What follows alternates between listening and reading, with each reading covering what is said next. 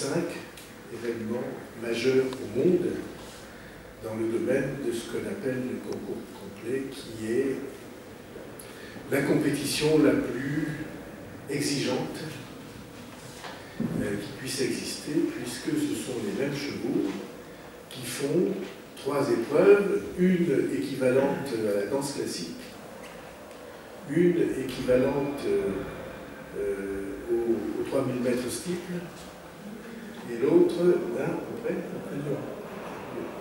non, 3000 mètres steeple,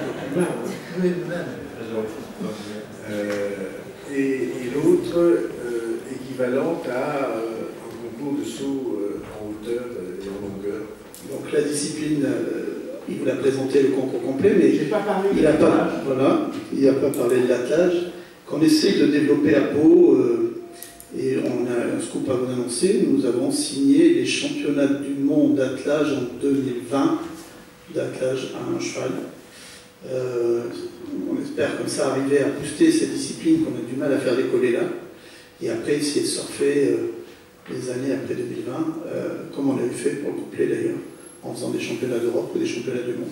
Alors on est dans une configuration sportive assez exceptionnelle. Là maintenant je dis, et j'en suis fier, on est dans la même configuration sportive que les 2 élites du concours complet, c'est-à-dire Burghley et Babington, où on se retrouve avec plus de 60 partants, et avec une règle qui est un peu l'Angleterre contre le reste du monde.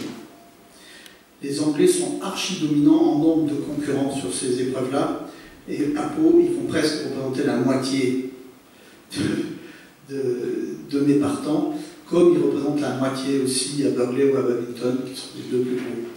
Donc ça, c'était un objectif que je m'étais fixé.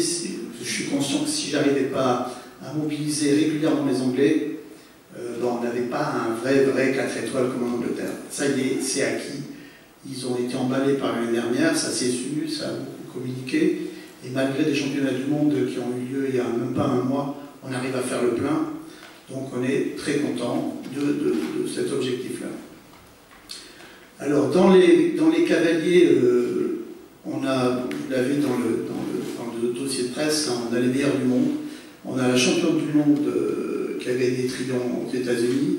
On a Olivia Tonen, qui est le numéro 1 mondial, mais qui n'a jamais gagné Pau. Finalement, les numéros 1 mondiaux, ils n'avaient jamais gagné Pau. Je ne sais pas pourquoi, ça doit être trop dur.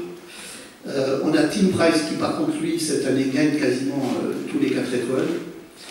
On a l'anglais mythique qui s'appelle William Fox-Pitt, qui avait arrêté, il avait eu un très grave accident de cheval, et qui reprend finalement en 4 étoiles, et il nous fait l'honneur de le faire à Pau. Et dans les Français, on a 2 Français qui peuvent tirer leur épingle du jeu. Il y a Cédric Liard qui était 3e l'année dernière, et qui est un cavalier d'expérience. On a Arnaud Boiteau aussi qui peut réussir, qui sont les 2 cavaliers sont quand même des cavaliers olympiques. Et puis dans les cavaliers, on va dire locaux, on a le premier 4 étoiles de François Ponce, donc famille connue dans le sud-ouest, famille d'éleveurs qui vit au bord de la Dour à Sam, et c'est son premier 4 étoiles, et je sais qu'il fait des nuits blanches.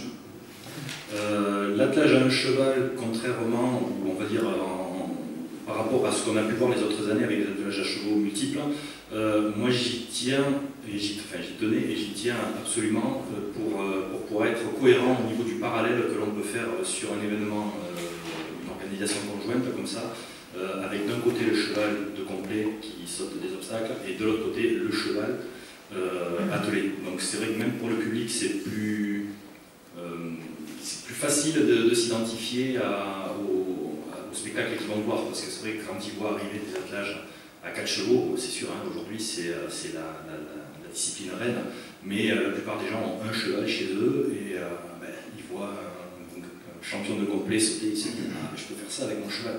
La route est longue, mais je peux faire ça avec mon cheval, techniquement c'est possible. Et l'attelage à 1, c'est vrai que c'est quand même la discipline qui regroupe le plus de pratiquants et qui est quand même accessible plus facilement que sur des attelages multiples. On a le meilleur hollandais, Rudolf Pressman, vous l'aurez sur le dossier de presse. On a la meilleure anglaise et on a Marion Vigneault qui est vice-championne du monde message